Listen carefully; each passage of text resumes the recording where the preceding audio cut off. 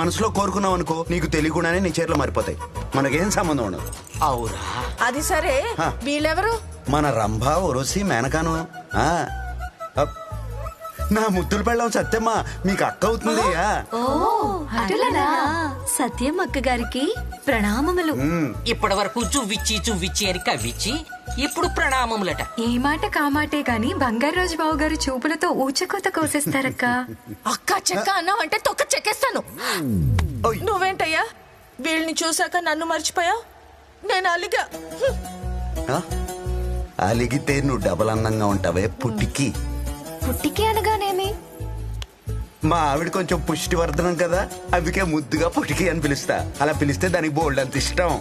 ఇష్టం అంటున్నారు, అక్కగారి ముఖంలో ఓ నవ్వు లేదు, ఓ ఆనందము లేదు. అలిగింది కదా, బయటికి కనబడనివ్వదు. కోపంలో కూడా చిన్న నవ్వు కనబడద్ది చూడండి. దాన్ని దాచుకోవడానికి